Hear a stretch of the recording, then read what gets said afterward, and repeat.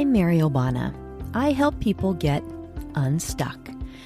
We are all meant to have full joy, pure love, complete fulfillment, and peace. You know what else? Each of us has a light, a unique gift that we are to find and share with the world. It's why we're here. It's who we're meant to be. But sometimes we can get stuck. Join me as I work with Spirit to help people from all walks of life receive the messages they need to hear so they can understand what's standing in the way of all the joy, fulfillment, love, and peace they are meant to have so they can get on with a life they're meant to live so they can shine. Real people, real stories, starting now. Shine it just spoke right to my heart. It awakened something inside me, and it was like, it is time for me to shine and to find my voice. Yeah, shine changed me. Hello, it's Mary. Welcome to this episode of the Shine podcast. I am very excited to be bringing this beautiful story of Terece Horton, who experienced unimaginable loss, and yet this story is really one of love, hope, and purpose. I hope you enjoy it. Hi, Terece. Thank you for joining me today and for sharing your story with all of us. I think it's a story that we can all learn a lot from. So thank you so much for joining me. Well, thank you for having me. It's always a pleasure to talk with you, and you've inspired me so much. So I'm really happy to be here. Oh, thank you. Terece, tell us all a little bit about yourself, if you could. Well, I live in Maine. I've been living here about 6 years now, and I moved up from Cape Cod, where I lived for over 40 years. I'm a massage therapist, very into preventative healthcare and nutrition, and yeah, that's what I'm doing now. Awesome. I know you do beautiful work, that's for sure. So tell us about your journey, and really, if you could, Terece, if you could take us back to 1994, because I think this was the event and the experience that would change your life forever.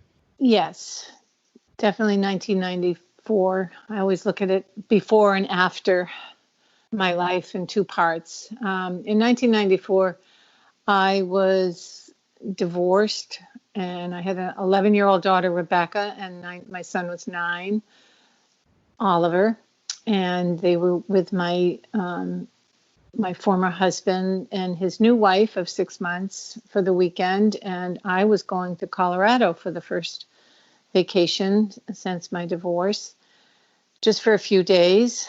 But it was very hard leaving my children, but I felt it was time, and I needed time for me. So on the trip, I was there for 3 days, and I got a phone call that my family had been in a car accident, and that my ex-husband Doug, his new wife Robin, and Rebecca had been killed in the accident, and my son Oliver had survived but was, fighting for his life and come home, which of course I did immediately.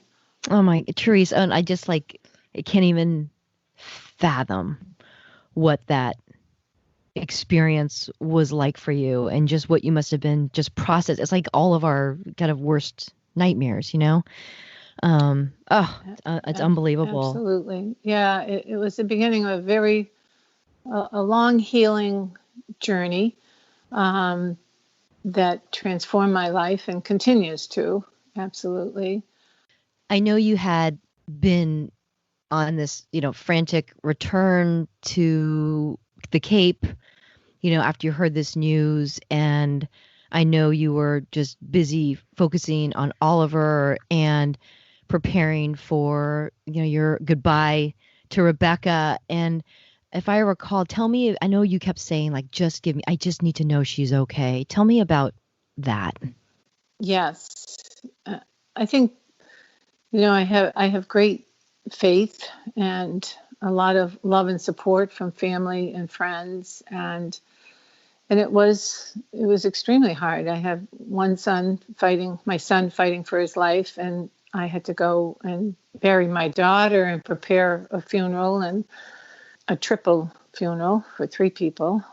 And on the way, to shorten the story, on the way to the church, I looked up to the sky in the middle of all this confusion, and I prayed to God that I needed to know that Rebecca was okay. And specifically, I needed a rainbow, and I needed it that day. And that afternoon, after the funeral mass, we were in Katuitt, and my mom, I was at my parents' house, which is right across from the ocean, and there was the most magnificent rainbow, double rainbow actually, that you could ever even imagine. So I really feel like, that was a miracle, and there were many, many other miracles and signs along the way from the very beginning, that everything was going to be okay. And it just gave me great hope and inspiration. And my sister actually wrote a story that was published in Chicken Soup for the Soul called Rebecca's Rainbow, Chicken Soup for the Kids' Soul, about the rainbow, because it was so magnificent and it had such special meaning. Oh my God. Unbelievable. I remember you telling me too, it seemed like there was so much that happened. I remember you sharing how when you were leaving even for your trip, that whole experience, that too felt like just I don't know, I thought that was so powerful as well. Can you share with us about that too? Yes. I mean, you kind of, I don't know, you're kind of it's all very surreal. You're in such a numb shock state, but I just remember so many little things. And one thing I definitely remember was on the shuttle bus trying to get back to the airport after leaving off the rental car. My friend was bringing me back to Cape Cod. And there was a woman holding a red rose, and just holding that rose so lovingly. And I could just see that it was a very special red rose. And I just focused on that rose. And for me, roses are, well, for everybody, I guess they're a symbol of love. And as I was in the airport, trying to make decisions about flights and getting on the quickest flight back, that woman came over to me and gave me the rose and said, "I think you need this more than I do." So that was really the very first sign. I just broke down crying and told her my daughter had been killed. And it was really the first sign that it's going to, it's okay. Not that it's okay, but you'll make it. Or it was just it was just support and faith, and gave me so much hope. And I remember too, even Rebecca saying goodbye to you. I remember before you left. And saying goodbye was very hard for us, which was very unusual because she was used to being with Doug on the weekends and loved her dad, and we all loved his new wife. And, it was not, she was a little upset because I was going to miss her chorus. She was a performer. She loved to perform, and she was going to be in chorus that weekend. And then she also was, which I was going to miss, but I was going to be home in time for her to star in the 6th grade play and to do her jazz and tap and ballet recital. So I wasn't going to miss much, just that one chorus. So she kept saying, you got to come.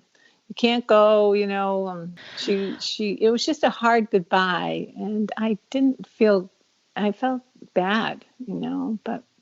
I know. And then that song she sang in the car. She had been practicing Harrow by Mariah Carey, which is a song about inner strength.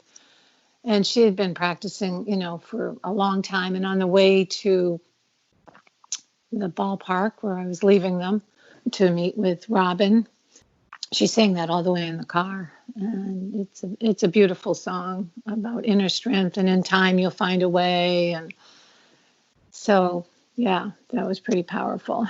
Oh my gosh, unbelievable. Oh my gosh. The thing that strikes me about this is this horrible, unimaginable tragedy that happened. And yet these beautiful, I don't know, signs of love that seem to continue to kind of find their way to you, you know? They did. And they still continue. They still Yeah. continue. I remember the story you have to share with everyone about, I think you were at the New England Medical Center with Oliver, and you had to get a breath of fresh air, understandably so, and tell us about that, because that just blows my mind. Well, from the very beginning, for some obvious reason, I had trouble breathing. And so whenever I could get fresh air, in fact, that was the first thing I did, was run outside to get fresh air in Colorado.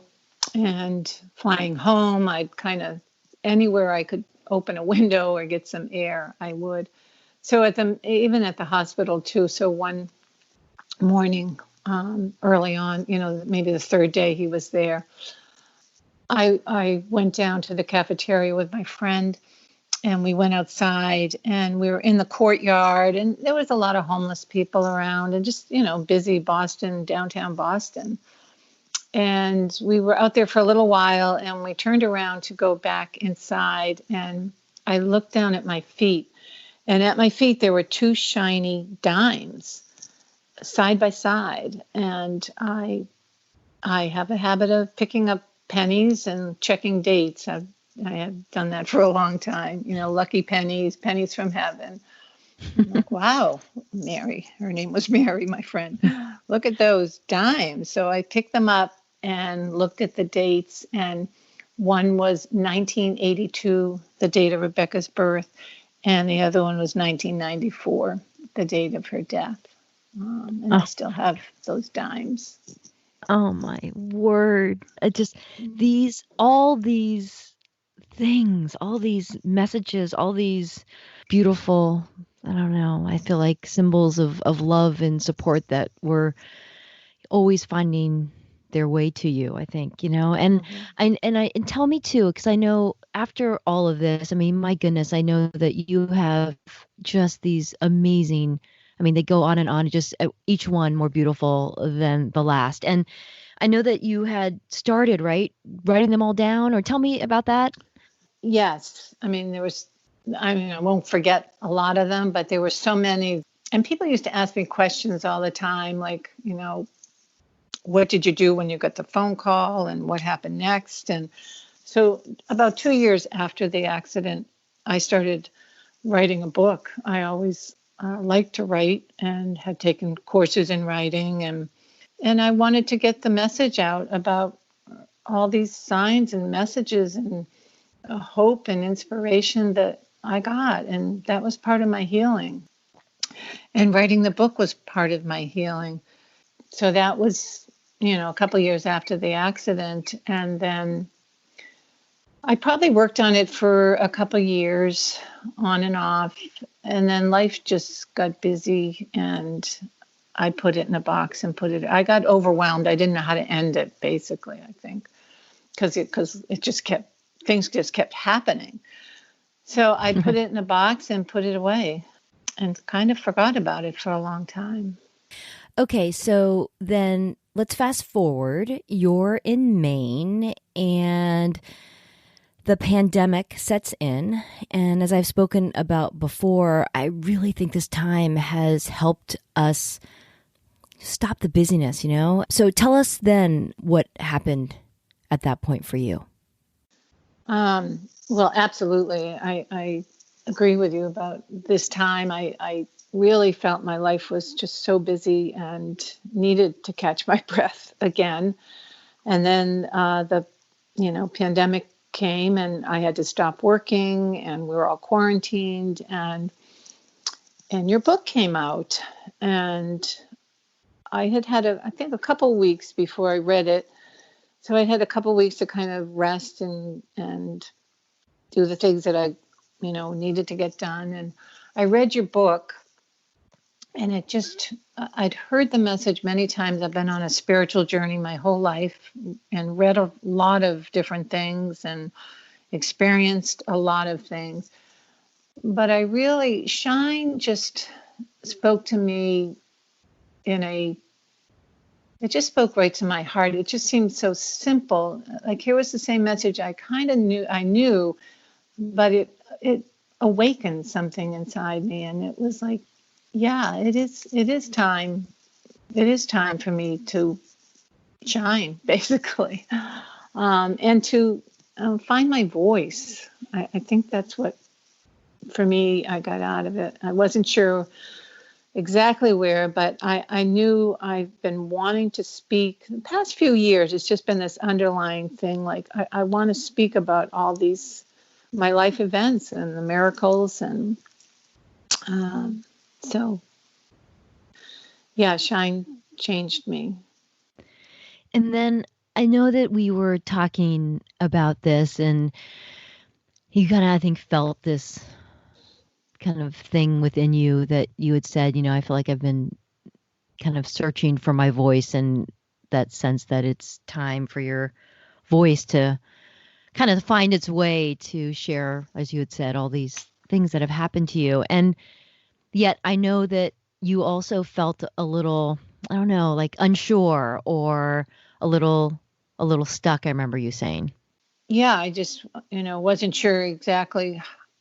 I guess I did know. I have wanted to finish the book for a long time, and I have wanted to talk to people, and I thought the book would be a good way to do that.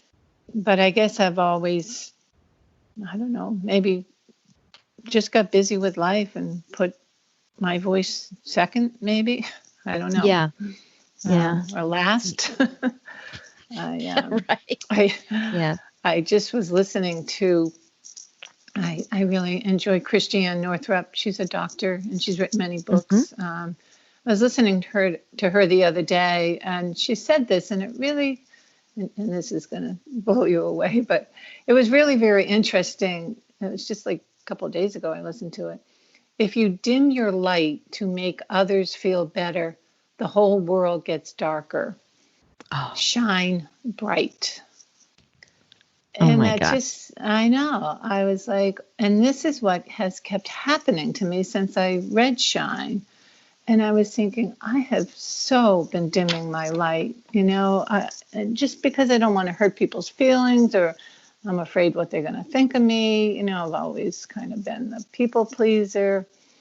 It's just, yeah. So it's so true. I think all of us limit so much ourselves because of all the things that we think are going to happen outside of us, what are people going to think? I mean, I didn't even know with this journey of mine, believe me, when this all happened, it was like, oh my gosh, I felt compelled to do this, but this is like coming out of the closet in a big way by doing this, Absolutely. And it's, but it just feels, and you and I have talked about divine timing, like the timing of this book. There's no coincidence there. I mean, we are all going through major changes, and it's time. It is time. I was so delighted to be able to do a reading for you. And I remember us talking, and I had this kind of realization that I could actually connect people to the messages they need to hear, which was a whole kind of new thing for me. And this ability to kind of say, is there something that Terece needs to hear? Is there something that she needs to know right now? So we got together on the phone and I was just amazed at the beautiful messages that came through for you. And I'm going to read a bit of what that message was, if I could, Terese. It's quite amazing. But, I was just can I just say one thing? Yeah, of course. Well, I wanted to say too that, especially in the beginning, I would go to psychics and mediums just trying to get anything from them about Rebecca, and I got a lot of general things, and good things that, made me feel better. Some things not much, but your reading, it seemed like it was so direct and so simple, but yet so profound and so clear. And I think I even said this to you, that it almost sounded like Rebecca's voice, which was pretty amazing. It just blew me away. Oh, it was like I could feel her love coming through. So for all you listeners, what happened was I opened a reading with Terese, and I always ask as I start one of these sessions, really just to please, deliver the messages that, Terese needs to hear at this moment, that what does she need to know right now to serve her highest good? What is it that she needs to hear? And immediately, Rebecca came through. And I'm just going to read a little bit about what she said. She said, "Mom, I love you so much. I am with you all the time, I'm never not with you. I'm okay here. It's beautiful. So beautiful. So peaceful. I feel your love, and I hope you can feel mine too. I see that you're stuck. I want you to get to a place of peace. You have so much to give. I want to help. You wonder what your path should be at this time, but I know you know inside what it is. You have to trust yourself." And then she went on to say, "Mom, you have to tell your story. You have to tell our story. There are people who will be healed by our story. My life on earth was to get you to this point of healing for you and so many others. This is why I was in this life experience, This pain that you have felt is a pain shared by so many others, but your healing will heal others. Your love will heal others. You have so much love to give. You must not keep it within you. You have to let it shine. Make my life worthwhile." Okay, I still get teary when I was just going to say, it brings such tears to my eyes. And I remember what it felt like to have that come through. I just felt like so much love for you. And tell me about what that was like to receive those words from Rebecca at that moment. It was just amazing. I mean, it was like she was right back here with me. And all of a sudden, I knew I had to finish the book. And the book, so I did. I of course I had my resistance, as my computer's not working. I need a printer. But boy, I just put one foot in front of the other, and it just flowed. And I can't. It's just amazing. The book is just coming along, and it's been healing too, remembering and shedding some more tears, but not. It's still extremely painful, but it's not that raw.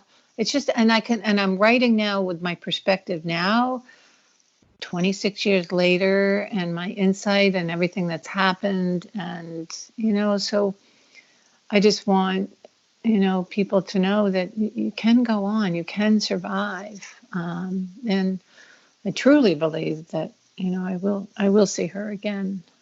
Yeah.